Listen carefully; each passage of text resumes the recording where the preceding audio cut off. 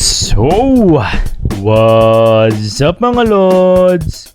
Muli na naman nagbabalik ang inyong PBA Chismis para nga magbigay ng PBA updates. SMB at Magnolia magpapalit ng coach. Major revamp ng Converge. Solid na mga bagong parating. Matapos ang mapait na sinapit nitong SMB at Magnolia ngayong Commissioner's Cup, kung saan ay maagang nagbakasyon ng mga ito. Dahilan para magtulak sa management para magpalit nga ng coach. Hindi nga usual na nangyayari ito mga Lods, lalo na sa SMB. Kaya naman ganoon na lang ang lungkot at galit nitong si Boss Ramon Ang. Napapabalita nga mga Lods na itong sina Alex Campton at Louie Alas ang posibleng hugutin ng SMC. Para sa akin mga Lods ay good move ito. Lalo pat may dissenting record naman ang mga ito mga Lods. At nabansagan din itong sina Alex Campton at Louie Alas bilang comeback kid nung nasa Alaska Aces pa. Dahil nga sa pangbihirang pagkapanalo nito na kahit natambakan ay nagagawa pang manalo mga Lods. Si Compton ay naging assistant coach din ng ating bansa noong 2015 sa FIBA Asia Championship at Williams Jones Cup. At may isang PBA Championship din noong 2013 Commissioner's Cup under Coach Luigi Trillo. After nga ng departure nitong si Luigi Trillo mga Lods ay agad niyang niluklok bilang head coach siya nitong Alaska Aces. From 2014 hanggang 2019 nga mga Lods. Naging mailap man ang championship para kay Compton ay tumatak naman ito sa SMC, kung saan ay itong Alaska Aces ang madalas nakakalaban nila sa finals.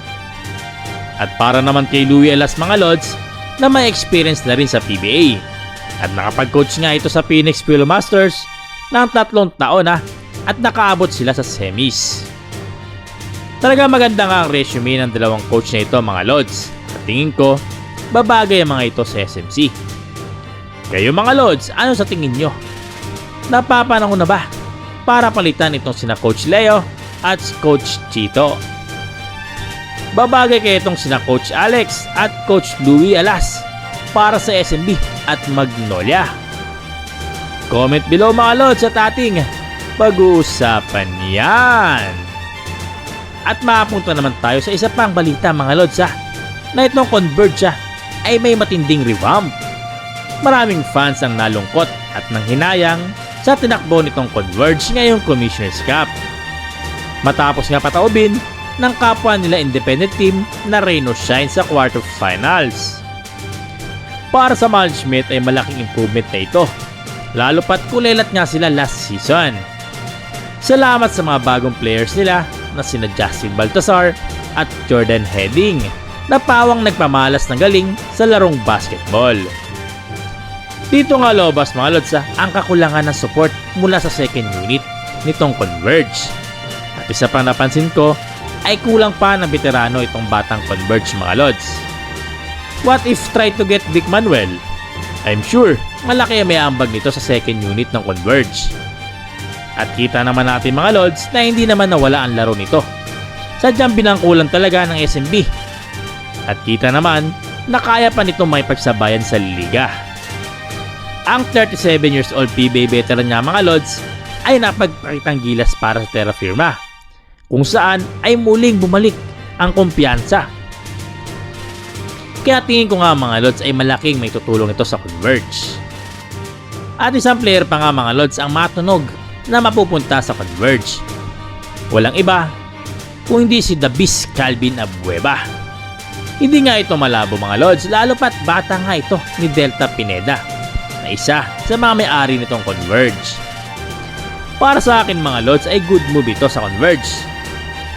Kilala naman natin ito si Calvin mga Lods at talagang nasa prime pa.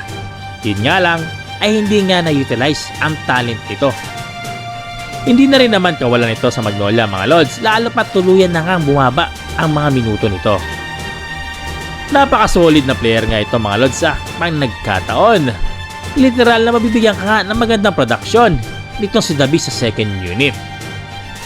What if Brian Santos for Calvin Abueva? Okay ba ito mga lods? Isang rising star para sa veterano. Comment nga kayo sa baba mga lods kung okay ang trade na ito. Pag nagkataon mga lods ay magkakaroon pa ng mini reunion itong sina Calvin Abueva at Vic Manuel. Biglang solid na naman itong Converge mga lods pag nagkataon. Tingin nyo mga lods, babagay kaya itong sina Calvin Abueva at Vic Manuel sa Converge? Sila na ba ang missing piece ng team? Comment nyo nga lods kung saan umabot ang video na ito. So mga lods, hanggang dito na lang tayo Maraming salamat! Bye-bye!